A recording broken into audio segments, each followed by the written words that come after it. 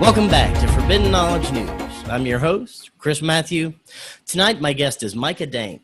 Before I bring him on, I have to thank My Patriot Supply. They are, of course, the experts in emergency preparedness. With the unsure future that we face economically and socially, an emergency food supply might not be a bad idea. Right now, you can get $70 off a 2-week supply and $100 off a 4-week of their food. It stays good in storage up to 25 years. It tastes great. Just click the link in the description or visit preparewithfkn.com right now to get your emergency food supply. And also, please subscribe to Forbidden Knowledge News on lbry.com. That is our official backup channel, just in case YouTube decides to give us the boot, and we are always on all of your popular podcast platforms. Tonight, my guest is Micah Dank. From a young age, he wanted to be a writer, coming from a family of writers. His father was a producer and radio news editor at CBS News in Manhattan, and his grandfather was also a producer at CBS News. Micah was an actor in high school and became interested in writing from his 12th grade English teacher, Russell Reed. From there, he majored in and earned a bachelor's degree in language, literature, and criticism. It wasn't until he moved to Boston for a new job that he became interested in all the esoteric sciences, including astrology and astrotheology, prevalent through his book series, Into the Rabbit Hole. Micah, welcome. How are you doing tonight? How's it going? It's going very well, and thank you so much for coming on. Now, like I was telling you earlier, I am by far no Bible scholar. I've read it, and I've done a couple of shows about astrology. The topics we're going to cover tonight include astrotheology and decoding the Bible. So I'm going to be learning a lot here myself. There's many different interpretations of the Bible, as well as older texts, and these interpretations have shaped society, caused wars, continue to divide humans, and continue to shape society in ways today. And there's so much to get to based on your series Into the Rabbit Hole. But I know we're going to have to probably do more than one show to cover all the material. But let's start with what got you looking into this, because it's very recent that you started looking into this. So, in about 7-8 years ago, 2013, I moved to Boston with an ex who I'm no longer with. And we got a new job. And I started watching YouTube videos because I really didn't have many friends in the area. You know, we were new to the area. And I started getting into two people called Jordan Maxwell and Santos Bonacci. Are you familiar with them? I sat down with Jordan at the law conference earlier this year and got to talk with him. That was a great honor. Oh, he's amazing. He made this video that I came across where he said that the disciples are talking to Jesus about where to meet them for Passover. And he says, go into town and you'll see a man with a water pitcher. Follow him into his house, and that's where we'll have it. And then he made the case that the man with the water pitcher was Aquarius, and they were in the age of Pisces, and they were soon to be in the age of Aquarius, so to meet in the age of Aquarius. I thought that was fascinating.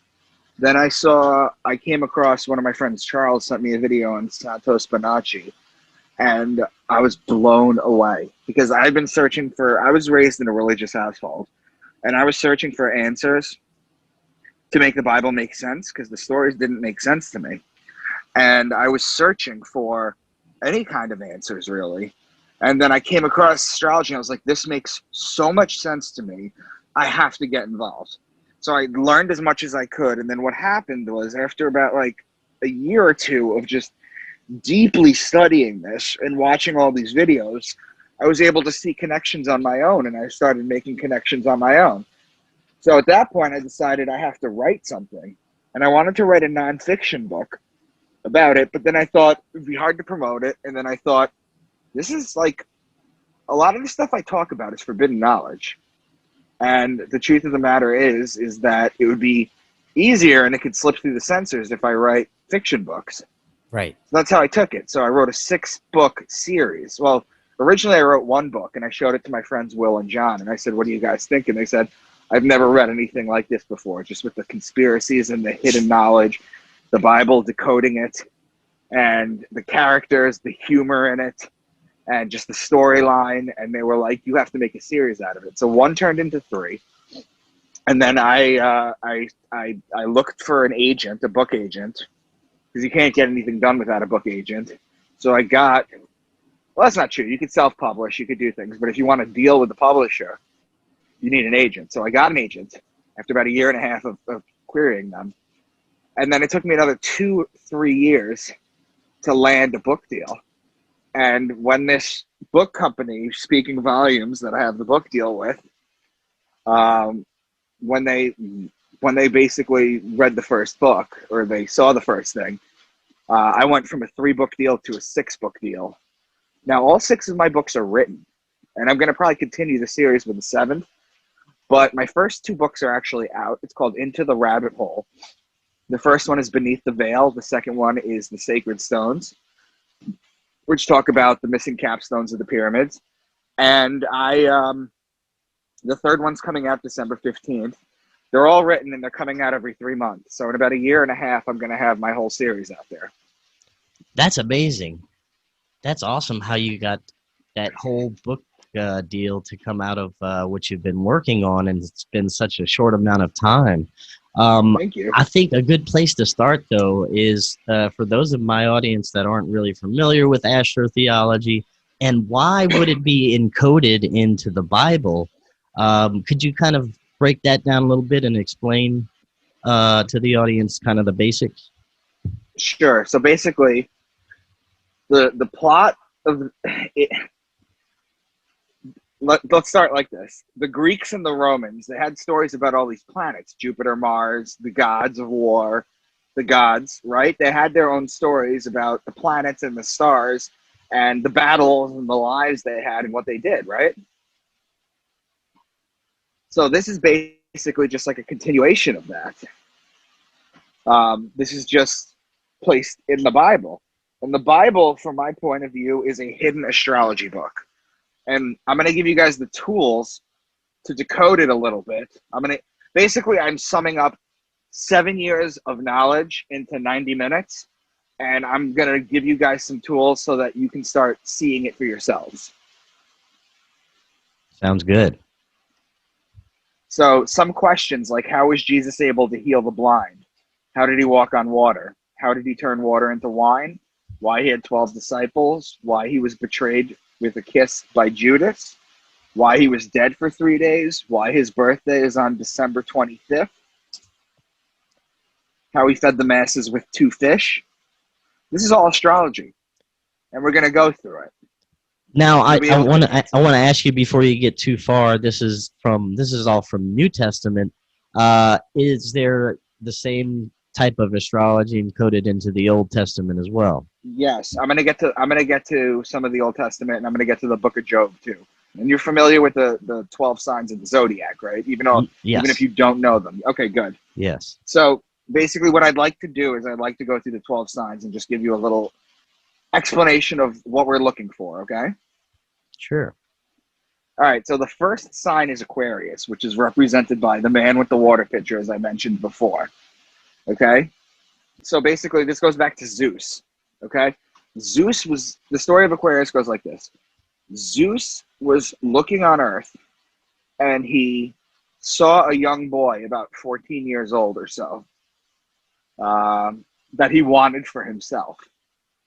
The boy wanted no part of him. So Zeus ended up having to talk to his father and ended up giving him a bunch of animals and stuff so that he could take his son up, because the man didn't want to anger the gods.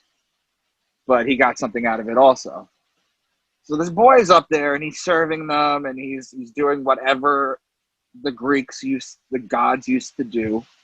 And he's serving them. You're familiar with ambrosia? Yes. Yes. Yeah, so the boy's serving them ambrosia out of a pitcher, or Zeus out of that. The boy gets mad one time. He's just fed up with being up there.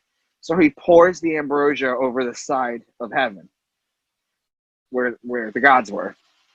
And it causes a flood. That's where the Greeks get their flood story from. And what happened was it caused a flood, and Zeus is furious. So what happens is he thinks about it for a while, and instead of punishing the boy, he decides to immortalize him as the constellation Aquarius, the man with the water pitcher. Okay? Gotcha. So that's Aquarius. Now, Pisces is the sign of two fish. Okay? Aries is the ram. In Aries, you have in the sign of Aries, you have March 21st, which is the spring equinox. It's 12-hour days and 12-hour nights. It's also the Passover, or the passing over of the sun over the equator. Okay? On its way to its height to the summer solstice, which is June 21st, the hottest day of the year. In Christianity, it changes. It's no longer the Passover, but it's the resurrection of God's Son. S-U-N, not S-O-N. See, all this is basically saying that Jesus is the Son of God. S-U-N of God, not S-O-N of God. And the Bible is or the New Testament is basically Jesus as the Son going through the 12 signs of the zodiac. I will go through that, don't worry. But the ram, Aries the ram, it's why the Jews blow the ram's horn. It's because they're the people of Aries. It's also why they smear the lamb's blood on the door so that the Egyptians wouldn't kill them, to be protected by God. So when you hear about like ram, lamb, or sheep, they're talking about Aries. Taurus is the next sign, which is the bull. Now you have to remember, back in the day, they didn't have clocks, watches, iPhones, computers.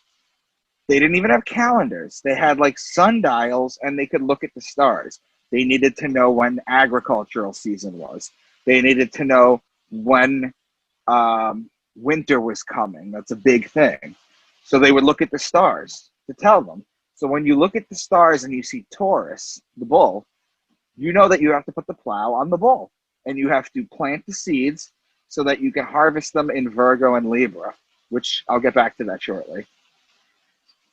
So Gemini is the twins. That's Castor and Pollux Troy, whose sister was Helen of Troy. You're familiar with the story of Achilles? Yes. Right. So nothing significantly happens here, but whenever they mention like brothers or twins, which they do in the Bible, they're talking about Gemini. Now Cancer, it's the next sign, is the crab. It's the sideways moving creature, how the crab moves to the side. Yes. It's exactly what the sun does. On June 21st, basically here's what happens. The sun rises a degree on its axis every single day. Okay? And then when it hits June 21st, it stops at that height for 3 days. And then on June 25th, it goes down a degree until it hits December 21st, the solstice. And then it stops for 3 days. Okay? Which is why Jesus was dead for 3 days. And then he rises again December 25th on his birthday, because on December 25th, the sun rises another degree, and then it just continues this cycle. So Cancer is the crab. It moves sideways just like the sun moves sideways then. In ancient times, the crab, it was actually known as the scarab, the beetle, right? In the Egyptian times. So, I mean, you even get the word crab from the word scarab. But, and then you have Leo, who's the king of the jungle. The ruling planet of Leo is actually the sun. So that's when it's in heaven. That's when the sun is in its glory. Now, Virgo is the woman holding the wheat stalk. You remember before we were saying that you plant in Taurus and you need to harvest in Virgo? Yes. Yes. Virgo is the virgin. That's why Jesus is born from a virgin. She's the only woman sign. The other thing, too, is she's holding a wheat stalk, because when it was Virgo, you go out and look at Virgo, you go outside, you look in the stars, you see Virgo, and then the virgins would come out and cultivate the wheat to make the bread. In Libra is the justice, the scales, the balance. The reason it's the scales is because it judges God's sun as it passes over the fall equinox and begins its descent into winter, into cold, into death. The death is December 21st, the lowest day of the year, the coldest day of the year, in the northern hemisphere, that is. And it's dead for 3 days. So Libra is also wine season. You ever been to a vineyard have you ever been to a vineyard? Yes, I've been to a vineyard, yes. Okay, so you'll know, you see all these pictures of girls on Facebook and Instagram, like posting pictures of them at a vineyard. I'm from Long Island, so I see them all the time. They go out to the vineyards out east. And the thing is that if you look at the pictures when they post, which tends to be in the spring and early summer, it's bare. You can see the trees, but they're bare. Wine season, you ask a Greek, you ask an Italian, it's in Libra. It's in September, October. That's the wine season. So you get the bread in Virgo, and you get the wine in Libra. The bread and the wine, the two symbols of Christianity. Okay? So Scorpio is the scorpion. Now, you need a little bit of, I guess, I don't know if the word is faith, but when you go out and you look at the stars, you might not recognize a virgin or this or that, right? But the Scorpio actually looks like a scorpion, and he's the betrayer. When a scorpion bites you, it leaves an imprint in your hand, in your skin, I should say, that looks like two lips.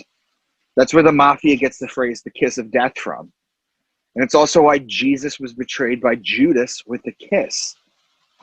Okay? Because metaphorically, Judas is Scorpio and Jesus is the sun. The sun is judged in Libra and betrayed in Scorpio. And you have Sagittarius, which is where it's the bow and the arrow, the guy on the horse with the bow and the arrow. The bow and the arrow inflict further pain on the sun.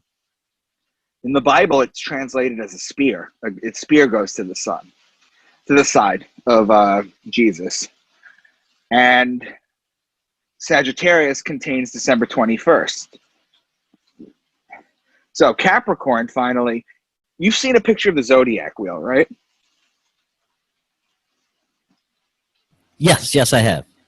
Okay, so the goat is Capricorn. And at the bottom of the zodiac wheel is Capricorn. The top is Cancer, which makes sense because if you imagine the sun, imagine like a dot traveling across the wheel, okay? It rises a degree every day on its axis, stops for 3 days, June 21st, and then starts to go down. Then stops for 3 days, December 21st, and then starts to go up. The reason it's the goat is because it likes to climb the mountain. The mountain begins in Capricorn at the bottom. Okay? So those are the 12 signs. Okay. So now let's start with some basic double encoded messages in the Bible.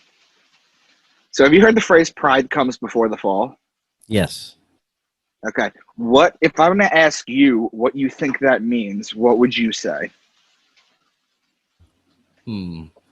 I would say that if you're going to make a decision and your pride comes before any other, I guess, reason for your decision, that would be the precursor to your fall. That's what people usually say when I ask them. Okay, but you ready for this other meaning? Sure. What do you call a group of lions? Pride. And what sign is a lion? The Leo. That is July and August. That is right before the fall. I see. Okay. So it's these kind of double meanings that we're going to look at. Now that I've explained the 12 signs and what you need to know, I explained to you what you need to know from them. It's basic, but it'll help you get through this. I'll give you another example. In my namesake, the book of Micah, the prophet Micah predicts that the Savior, that Jesus, the Savior, is going to come from a specific town in Israel. Do you remember what town that was? That was Bethlehem. Perfect. Okay. Now here's the thing. Our universe is incredible, surrounded by mystery and beauty, and many of us have questions about our past, present, and future. October Hallam is an intuitive medium with over 20 years of experience. She has assisted people with discovering their path by understanding their past and connected the living to their loved ones who have made the transition. She is currently offering readings through Skype, Zoom, FaceTime, phone, and in person. You can reach her at theancientgift222@gmail.com. Bethlehem is a combination of two words in Hebrew. It's bet, which means house, and lechem, which means bread. So it's house of bread. Okay. Virgo with the virgin with the wheat stalk, the bread. Right. It's the house of bread. Okay, so he's coming from Bethlehem, the house of bread. The house of bread is Virgo. So the Savior will come from a virgin. You see that? Right. Okay. So it's this kind of stuff that we're going to get into and we're going to start talking about. Okay? I just wanted to make sure that the first two make sense to you. Yeah, it does. And my question is, if the Bible is basically a tool for astrology, and much of the stories come from even older texts, Egyptian, Babylonian, and Right. it's branded as a religion that's caused such wars and division and spiritual confusion. Why do you think that has it's become that way, that they use it as this kind of tool to enslave, basically? So just to be sure, your question is, why do they continue to push this as a literal book instead of reading the metaphoricals? Yes. Because it's control. It's population control. It wages wars. It makes money for people. It keeps people's knowledge down. You're talking about things like the pineal gland and just Joseph in the Bible says, I saw God, and he called the place Peniel, Peniel. Over time, that became pineal because he had an explosion of DMT in his brain, and then boom, he was able to speak to God. They talk about it in the story of Exodus, where they're in the desert and they can't eat, and then something comes from the sky, and they call it manna. Man in Hebrew, and you can look this up at the HebrewAcademy.com. Man in Hebrew means what's this? What is it? And the way they described it, it was a small round thing. You'd eat it, you talk to God. You're talking about hallucinogenic mushrooms. Like, there's levels to this that they don't want you to know because it keeps people in line, and a lot of people don't seek out this knowledge behind it. And it kind of makes sense when you're talking about the whole mushroom thing. I don't want to steer off onto too much of a tangent, but it seems at some point humans, according to mainstream history, had a huge leap when it comes to their mental capacity, even genetics. Started farming and using mathematics at some point. Do you think that humanity, advanced on its own, or was there some kind of intervention possibly having to do with these mushrooms or these hallucinogenics, or was there always just some form of advanced humans that are much older than we could imagine? Well, it's a combination of things. You got to understand is that I think that human beings were tinkered with.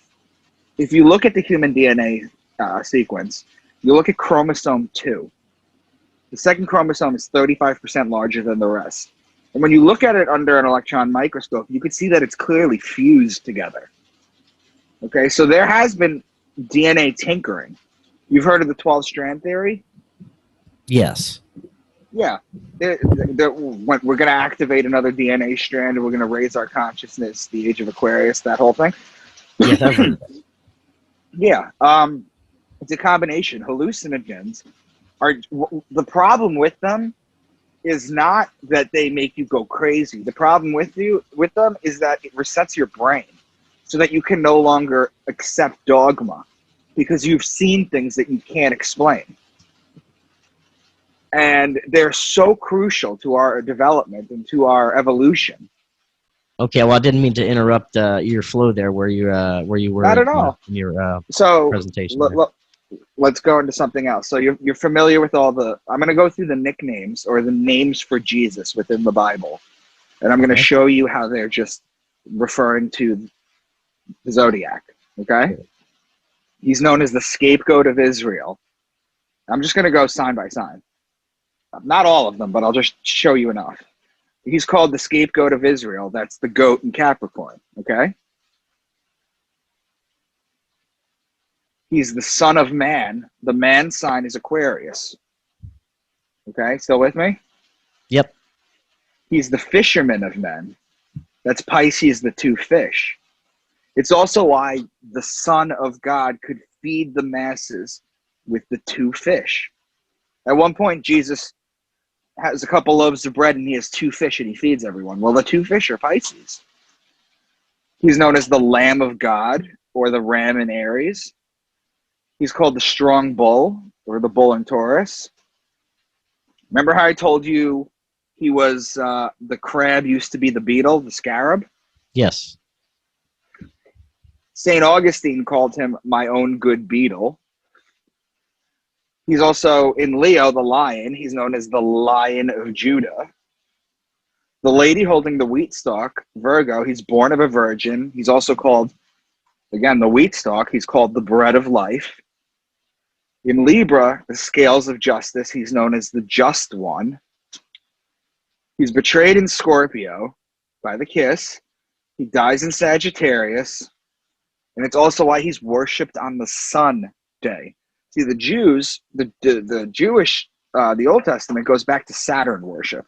That's why they worship on the Saturn day or the Saturday.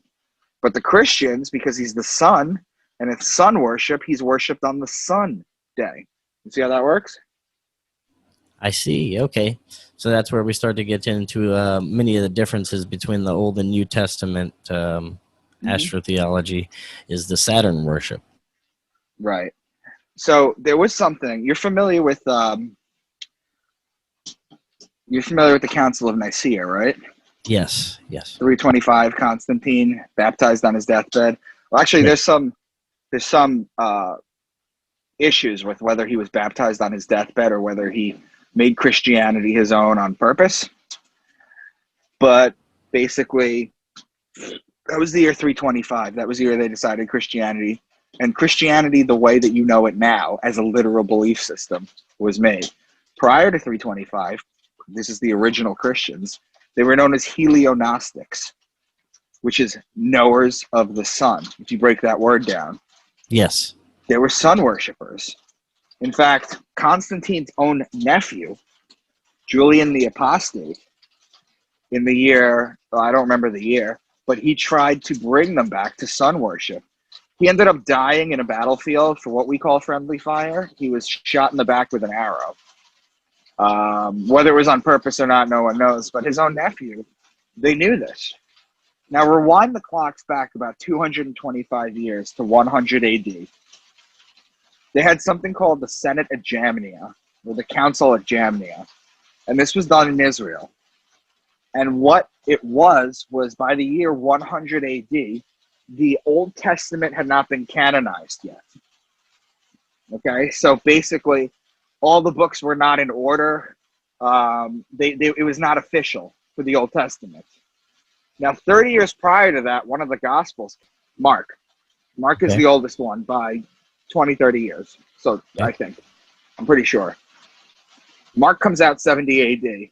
Now, this Jewish council is trying to decide whether or not to include the book of Mark into the Old Testament. Could you imagine if there was no split between the Old Testament and the New Testament and it just continued as one testament, how different the world would look? I also had, when you look back at the Old Testament and the difference between the, Yahweh God character and the God of the New Testament, how seemed much more different, much more vengeance, a more malevolent type of God than we see in the New Testament. What do you Right. attribute that to? So it had to be done that way because nobody would believe it had to bring peace on earth. It basically, if you're writing the Bible and you have hundreds of writers over thousands of years that are writing these deeply encoded books, but that also, like, you can read the Bible as from start to finish as a literal translation, and then you can read it as a metaphysical translation, which is incredibly hard to write. It's insane. It's crazy how developed these writers were. But basically, you had to rectify the Old Testament. There had to be a reckoning. There had to be a saving of these people. It's basically like continuing a story. You know, you have to tie up the loose ends, so to speak. It's very fascinating, and even when you look back at the older texts, where you can, tie some of these gods to planets and planetary energies, and it seemed that it was much more obvious that astrology was tied to some of these older beliefs, and now it's just completely flipped around into a different type of belief system. It's very interesting. All right. Well, let me give you this. During the Egyptian times, they were in the age of Taurus.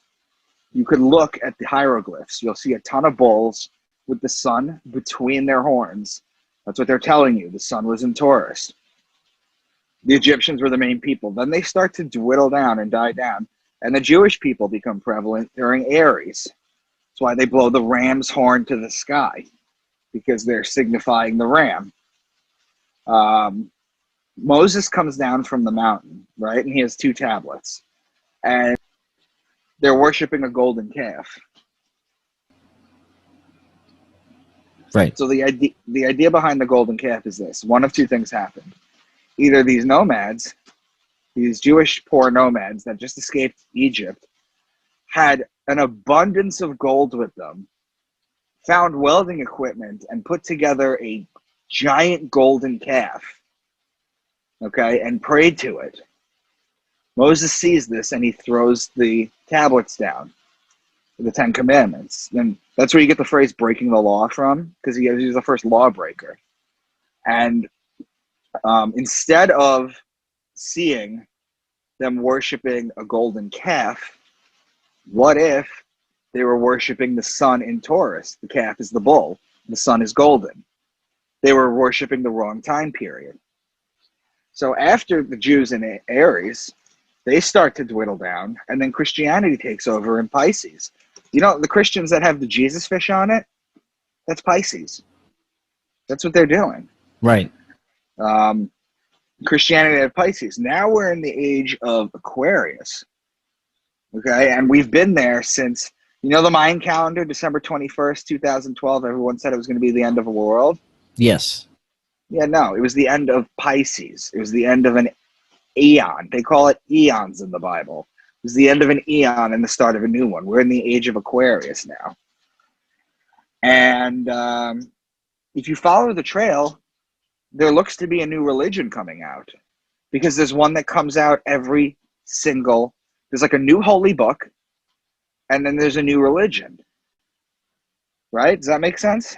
It does. And you can see how throughout our history that it's kind of shifted as far as religions go, from the pagan to the Christianity to, it seems like we're going to this more of technological worship even. Yes, that's nowadays. Exactly where I'm going with, because it would be hard nowadays with how we're so interconnected and everyone's talking at each other and then news travels immediately. It would be hard to start and pillage for a new religion. Right? So I do believe that the new religion is going to be technology, merging with technology. Yeah, it definitely does appear to be going that way. And it is also fascinating how astrology definitely appears to be able to tell the story of history even before it happens, as it happens. it links to everything. It seems like the energies from the planets and the cosmos can actually be linked to any event that occurs on our planet, as well as numerology. I've seen some fascinating things that you can link together with numerology as well. Right. Well, I'll give it to you this one. Astrology is the oldest religion on the planet, bar none. You familiar with the Lascaux Caves? I have heard of the Lascaux Caves. I'm not really sure about They what. found these caves in the mountains in France. Okay? They found these caves where they went in there, and then they found all these etchings of bulls, of rams, of fish, and all this, and they didn't know what to make of it. They just thought it was early, 40,000 years ago. That's how long ago this was. Okay, you familiar with the Emerald Tablets of Thoth? Yes. That's 28,000 years ago. We're talking 40,000 years ago, and what they found was they've done computer simulations since then, because now we have the technology for what I'm about to tell you that we do. What they did was they rewound the clock back as long as the carbon dating was. I think it was like 38.5 or 40,000 years, something to that effect. And what they found was when they printed it out, they were able to superimpose the sky from when it was back then, because they computer simulated it, and they placed it on the Lascaux Caves, and they found that it matched up perfectly. Wow, that's very cool. Right. And you're familiar with Göbekli Tepe, right? Yes. Göbekli Tepe? Yeah. Same thing. They found it in Turkey. It's 11,500 years old. They found a section of it that they used for stargazing, for astronomy, for astrology. They found a section of that. That's, now, mind you, these texts now, you know, the the religious texts only say they're about 6,000 years old. This is nearly 12,000 years ago. And also, have you heard of the Antikythera mechanism? No, what is that? It's a thing that they found in a Greek ship that had sunk. And they couldn't figure out what it was. And it turned out to be a very evolved computer that used to track the stars and the sky for ship navigation. So they had that. It's even crazier. Okay, so the Sphinx, for example. The Sphinx is interesting because you look at the back of the Sphinx, and it has water erosion on it. Okay, because you can tell the difference between sand erosion and water erosion, right? Right. Yeah, definitely. Right.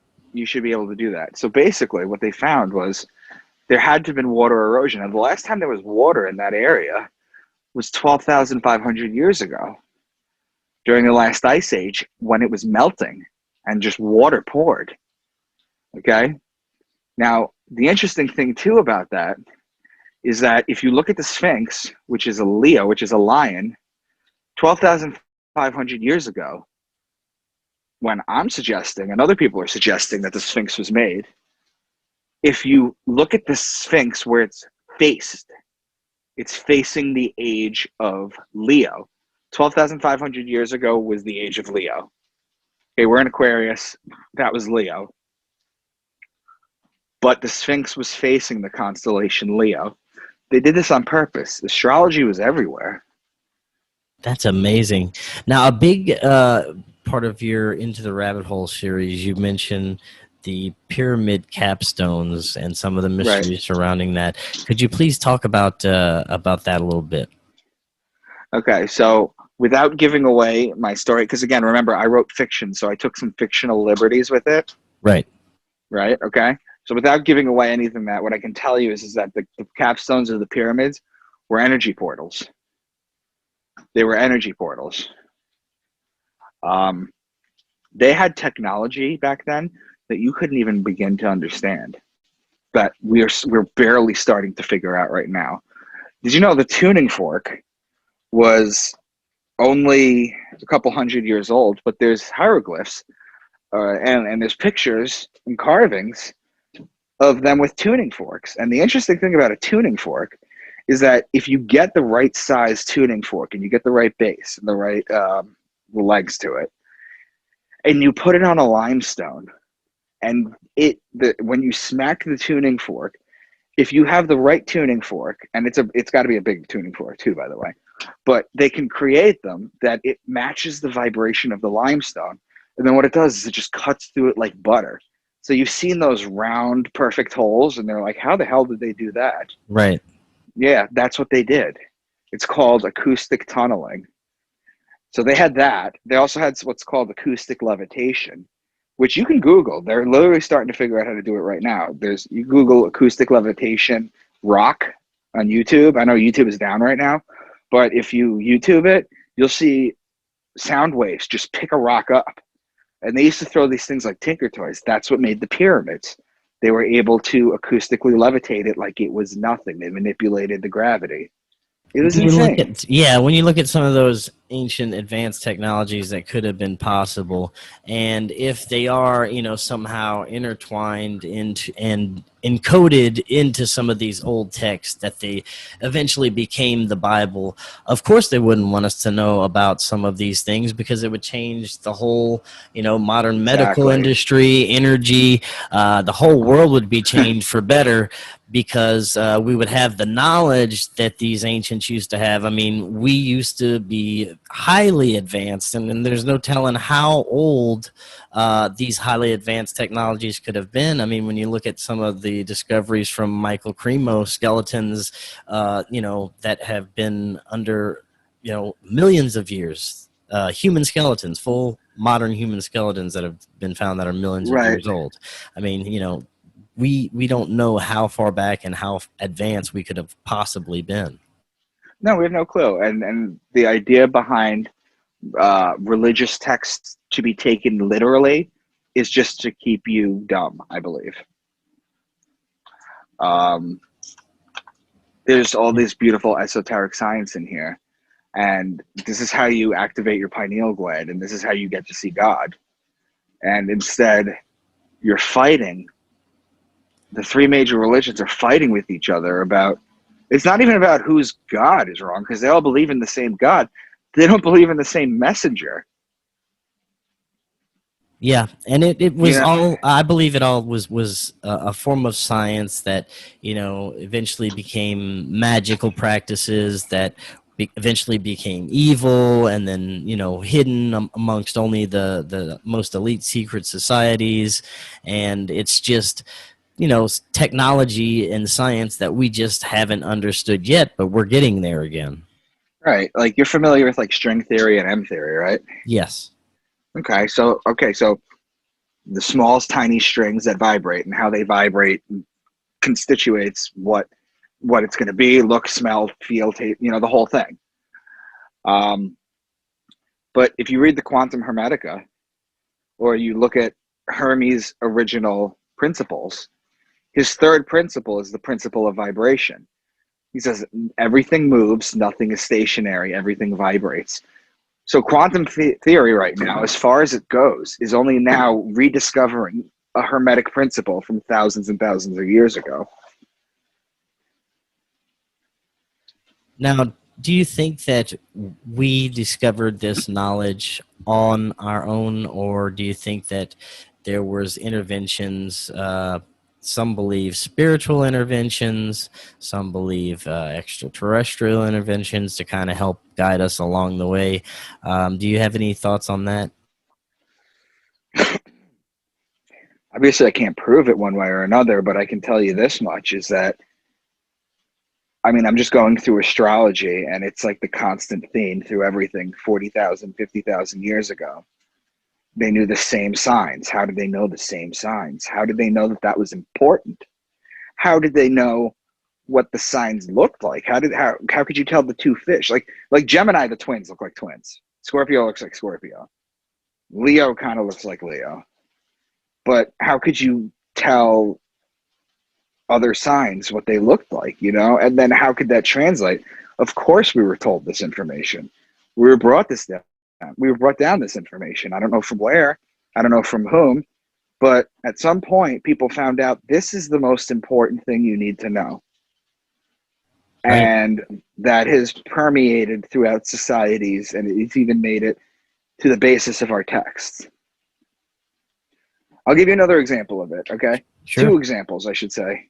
So Neil deGrasse Tyson, okay, who's one of the stalwarts, said that nothing special happens on New Year's Eve. But, which makes sense, I guess, because if you think about it, New Year's Eve should be on either a solstice or an equinox like it is for the other religions, right? So why is it December 31st? You look into the sky, you come outside at midnight to like bang pots or have a cigarette or whatever, and you look into the sky straight up as high as you can look, and there's Sirius, our dog star, at its highest point. And then straight down you follow a line and it's you on Earth, and it's Earth. And then straight down you follow another line and it's the sun. And it works that way for anyone all over the globe. So basically that's the only time that aligns. And that's why they're doing the ball drop thing. Exactly. Gotcha. It's all there. You just have to know what you're looking at.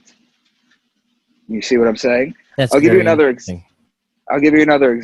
So, you know Lucifer, right?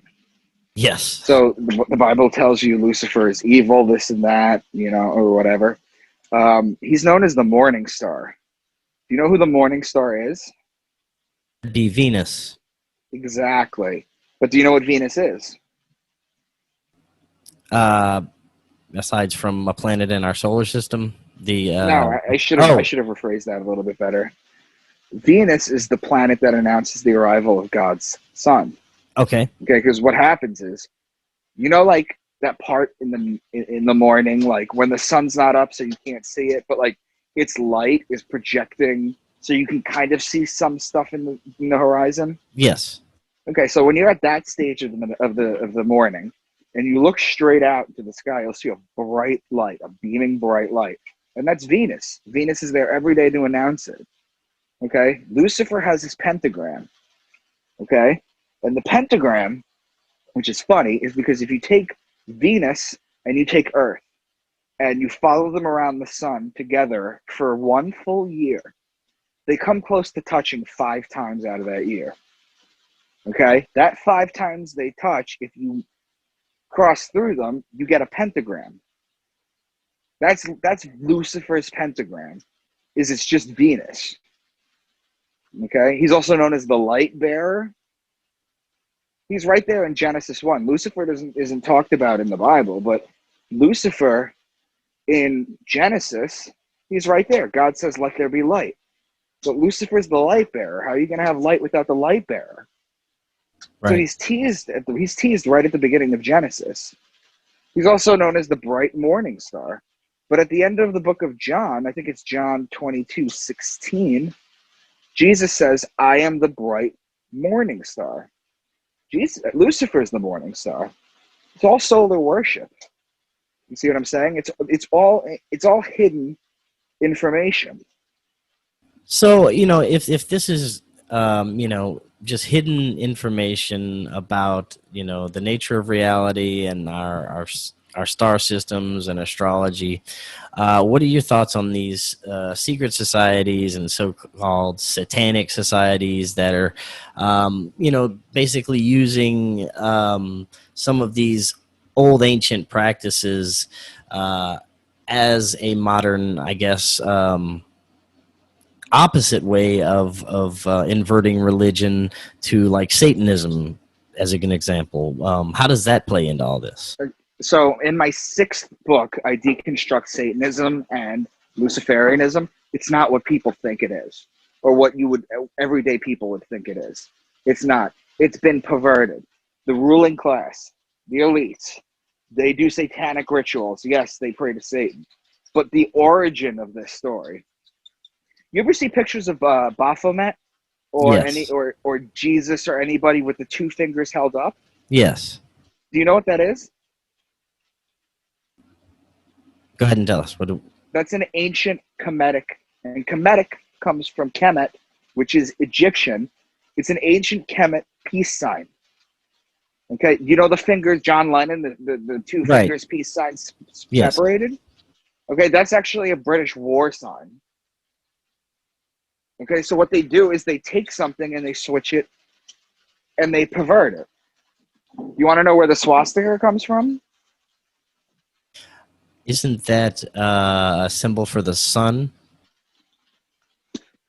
No, it's the Big Dipper. It's the I Big see. Dipper as shown at all four nodule points, the solstices and the equinox. If you club them together for how they look, that's what it looks like. I mean, like, for instance, the Pope's mitre that he wears, you know, that headdress? Yes. That comes from Mithra. Mitre comes from Mithra, which comes from Dagon, which were fish gods, competing religions at the time, or a little bit before, I should say. The mitre, if you take it off the Pope's head and you turn it sideways, looks like a fish's head, because it was Pisces worship. It was fish god worship. See, everything is borrowed. Everything is astrology, and everything is borrowed.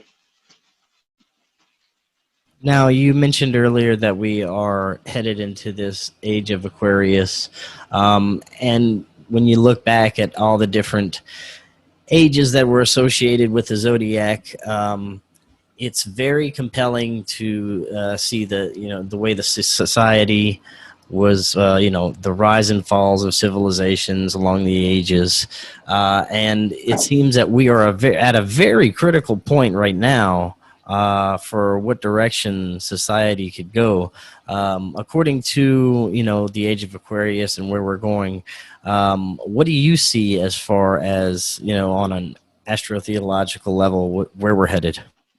Unless we can get this information back out, most people are so indebted into their belief systems that they're not willing to seek out the wisdom outside of it. Now, I'm not trying to convert anybody, okay? If you're a Christian and you're happy with your belief, that's fine. The people I speak to are people who don't know what to believe and are looking for something that makes sense. I'm just telling them what made sense to me. That's all I'm doing. But as far as what's going to happen, you have to get the information out there. You have to spread it like wildfire. And the truth of the matter is that what can you really do? Like, you could see a breakdown of civilization in the United States right now between, and I don't want to go into politics because I don't talk politics, Right. between what's going on with that right now, between the coronavirus, between technology, between being censored. You could see all these cogs moving, but the truth of the matter is that the elites know that they can't win. They can't win this. They're destined to fail, and that's why they're getting desperate. Now, say people, that start to see through this and then they want to learn more about the real meaning behind the Bible and these older texts and astrology. What's the first thing that they should start looking at it, and how, if we integrate this into our everyday lives, what would you say some of the benefits that we could see? To me, believing that the Bible is a encoded astrology book and discovering new ways of it just teaches me more about the seasons. It teaches me more about everything. It teaches me how to be a better writer, because they basically wrote a story within a story. And these metaphors are deep that you have to unpack. I'm going to go through one real quick with you in a little bit. But basically, I would say get my books. You can Google me. I have other lectures that I've done. Just Google me. Look up Jordan Maxwell. Look up Santos Bonacci. Read my books. My books are entertaining too, but there's a lot of information. I don't just talk about astrology in my books. I talk about information that's suppressed from people that you're not supposed to know. And I would suggest to start with that. Now, if we could, I'd like to talk a little bit about some of the possible other ancient technologies that were being used and integrated, during these times, possibly pre-flood, where we could have had extremely advanced civilizations. You talked about how, frequency and sound was really used to move massive objects, that we had these amazing boring tools. What else do you think that we were looking at as far as it comes to advanced civilizations? Well, we had crystal technology. Have you heard of Edgar Casey? I'm sorry, you were breaking up. Have I heard about what? Edgar Casey? Oh, yes, of course. Okay. And do you remember what he said? Are you familiar with his talk about Atlantis? Yes. Do you remember what he said happened to Atlantis? He said that it basically they destroyed itself and it's sank. Right, but do you remember how? It was in a very advanced technology, and I do recall crystals being involved. Yes, exactly. It was crystal technology. Okay, it was crystal technology. He said that Atlantis overcharged their crystals and they exploded. We have crystal technology now. You can Google. Excuse me. You can Google. They've taken crystals and they've embedded movies into them, and then they've been able to extract them. Crystals vibrate at their own frequency. Not technically solid. They vibrate at their own frequency. And what happens is you embed these images, and this technology that we know about this right now is very base level. It's very base level. We don't exactly have, like, remember, have you ever seen a picture of like what a 5 megabyte computer looked like in the 60s? Yeah. Yeah, it's like the same thing. That's where we're at with crystal technology. But basically, crystals are gonna take over for they're gonna take over for memory sticks, and they're gonna take over for hard drives. That's the future.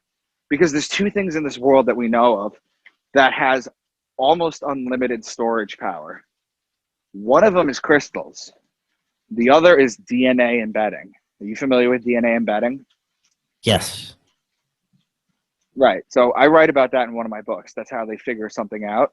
But basically, you can take all of human knowledge and embed it into a strand of DNA. And then you could extract it where you so inclined to. Those are the two things that are going to be coming up that they've had. That's how you carry messages. Right? Right. So that's what they would do. So, yeah, Edgar Casey was a genius, but basically,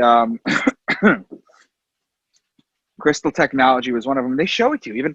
They show it. They throw it right in your face. So the elites have something called revelation of the method. Revelation of the method means that they can do whatever they want to us as long as we agree to it. And by yes, I know what you're talking about now.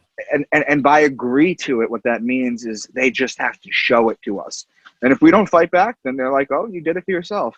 They live by this. This is their law. I don't know why it's their law, but it is. If you ever listened to David Wilcock before on Gaia, he talks about this. Right. Basically, they have to do this. And they showed it to you in Superman, the Crystal Cave. Right. Yeah, the crystal caves. There's so many anomalies about crystals, the quartz crystals, and especially areas that have a dense, collection of quartz underground. There's a lot of anomalies that occur around it. So I think that's a fascinating area for technology to be headed towards, to be looking into that. Right. Now we got a little under 30 minutes left. What else could we tell the audience about your books and astrotheology in general that could kind of get them on a start doing their own research besides what we've already mentioned? Where else are some good places to look in the Bible for some decoded messages? Okay, so that's fine. So like I said, you're familiar with the book of Job, right? Yes. Okay, so Job was basically this guy who was given all this stuff, and he was doing very well for himself. He was a God-loving man. And then Satan comes to him and says, I bet if he lost everything, he would denounce you. So they make a bet. And then one by one, Job's things start going away. And he starts wailing.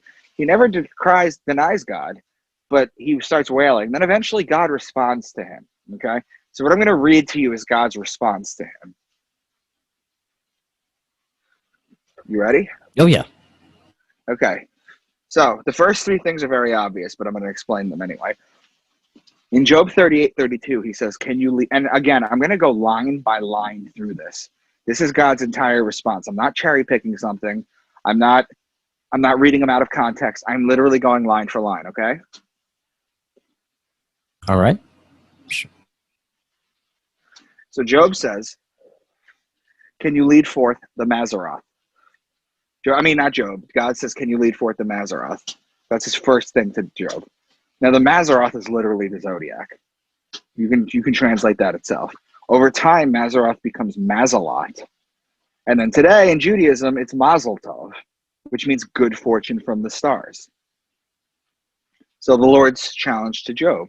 He says, can you bind the chains of the Pleiades? Can you loosen Orion's belt? Those two are pretty obvious, right? Yeah.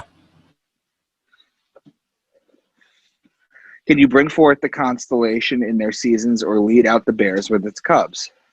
The constellations are the zodiac above. The bear and its cubs are Ursa Major, the Great Bear, and Ursa Minor, part of the Big Dipper. Who can tip over the water jars of heavens? That's Aquarius. Do you hunt the prey for the lioness and satisfy the hunger of the lions?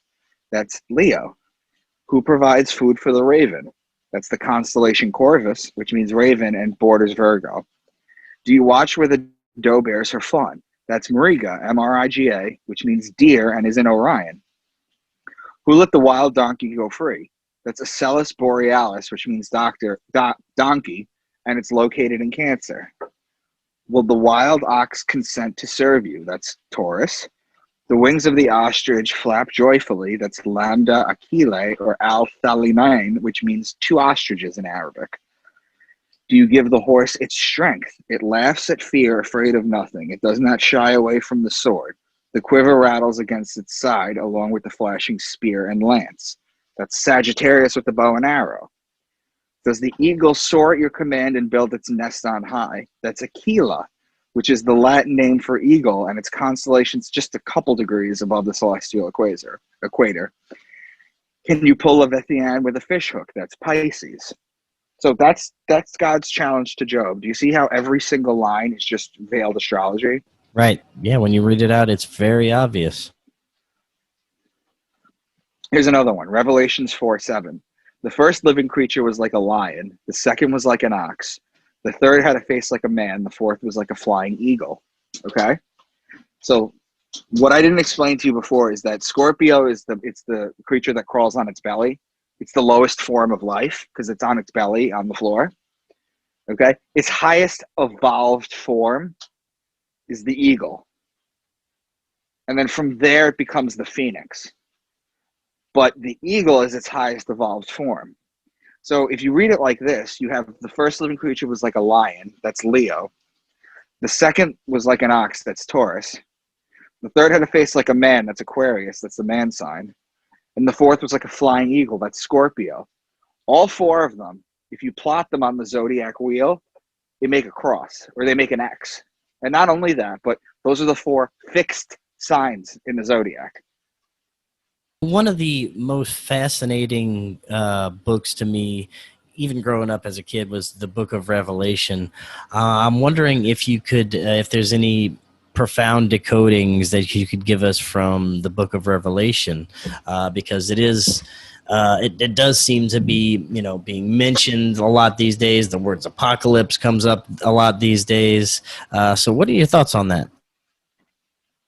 I'm going to give you one right now. Hold on one second.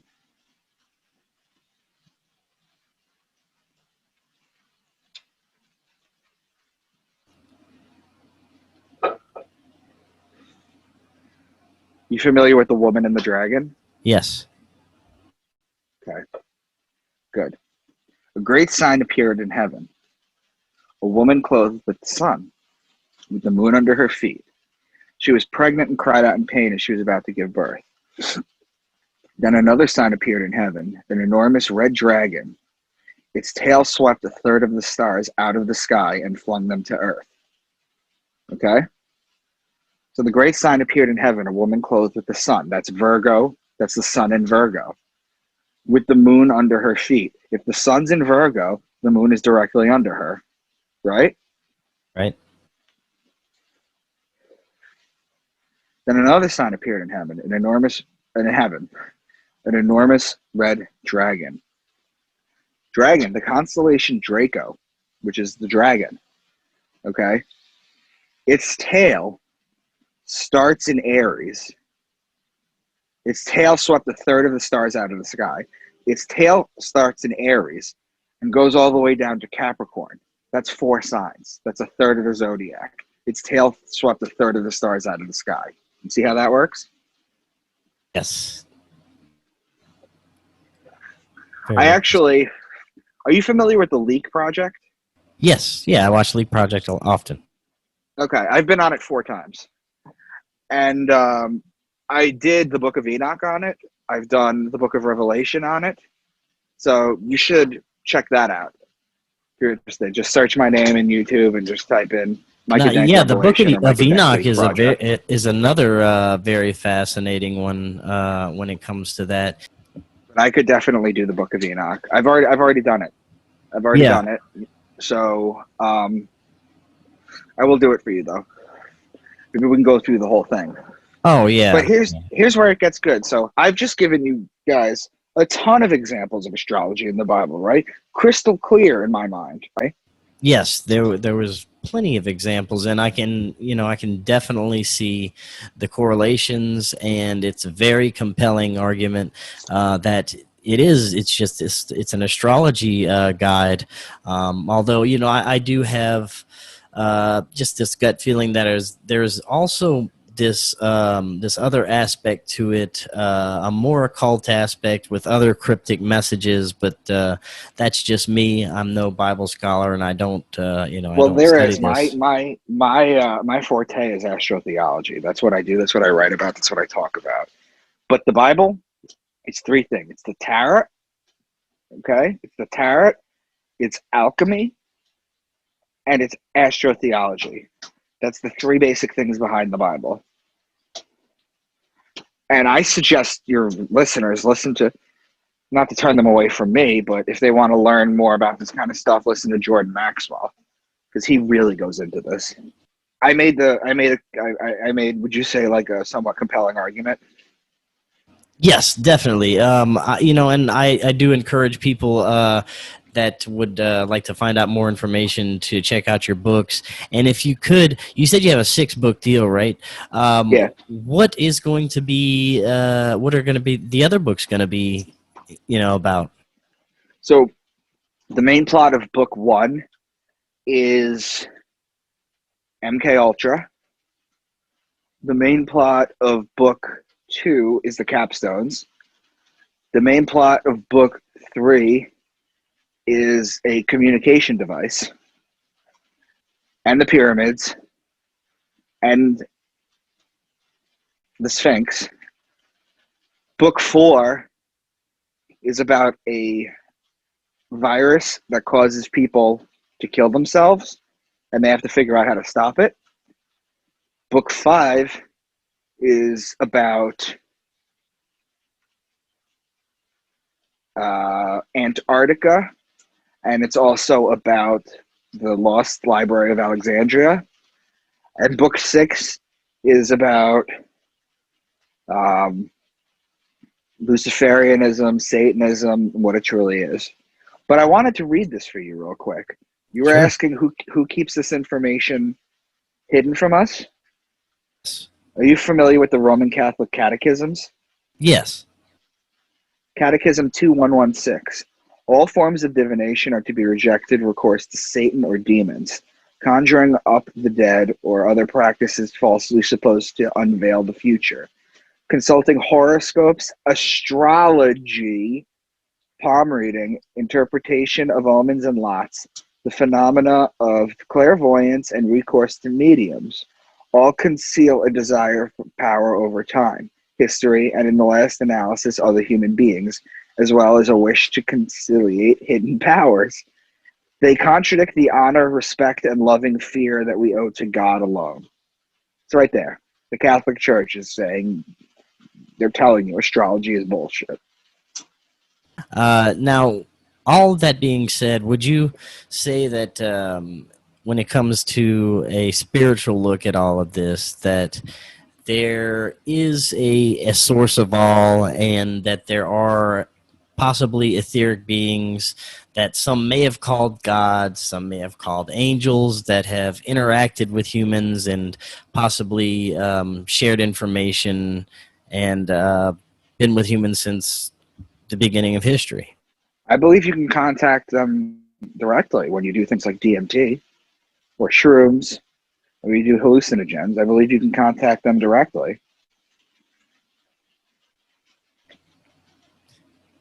Very interesting. Now, could you maybe expand on that a little bit? I know I've heard plenty of people talking about, through DMT and mushrooms, they've had divine experience where they've contacted the gods. But do you think that these were actual, besides using DMT and these other substances, that the ancients had open communication with some of these entities? I think that's what the pyramids were initially. You see them all over the world. Why? I believe it was the pyramids. And also, as far as like DMT goes and other hallucinogens, how have so many people seen those elves? You familiar? You heard about the elves, the gnomes? The machine elves, yes. The machine elves. How have so many people see the same thing on a biochemical trip? It opens up your pineal gland. Now, the Buddhist monks do it, and sometimes they get a small glimpse. People here cheat it with ayahuasca, this, that, and the other thing. I would never do ayahuasca. I heard it's an amazing trip, but I also heard that you're basically puking the whole time, and that doesn't sound fun for me. Right. Yeah. So that's not for me. But yeah, no, I do believe it. I do believe if God is infinite and God is everything, then you can't be separate from him. It's just an illusion. Quantum physics, space-time. Have you heard of entanglement? Yes.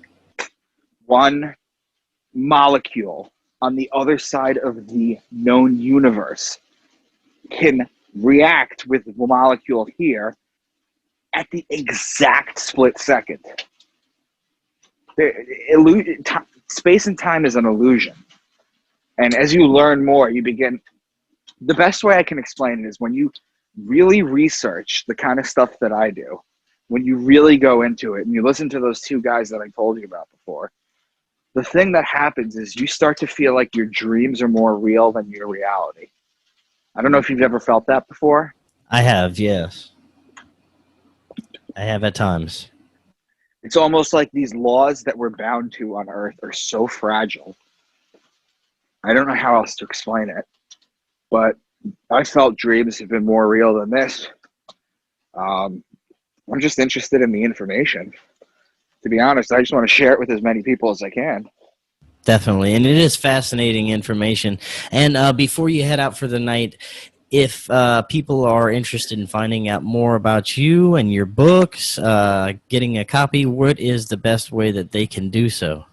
So go to Amazon.com, and you can go to Amazon.com in any country because my books are sold worldwide.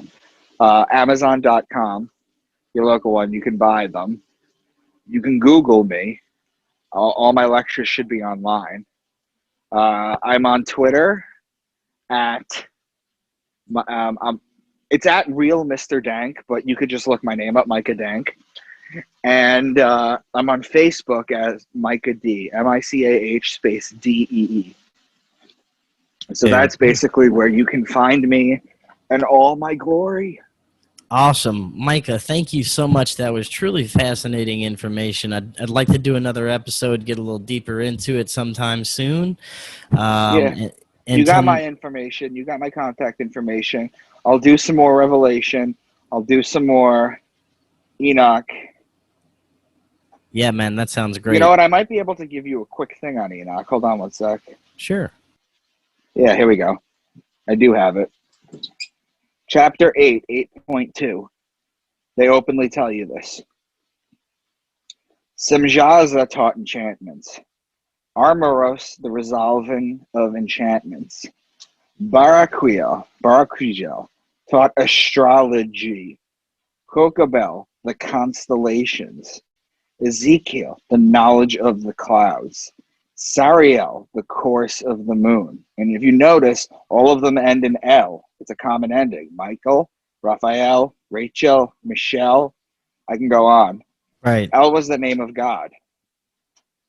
In the Egyptian times, the gods were Isis, Ra, and El, and you put them together, you get Israel. Yeah, that is a good one. Yep. Very, very good one to end on. Well, Micah, thank you so much again, and I'm looking forward to the next one. And until next time, everyone have an excellent night.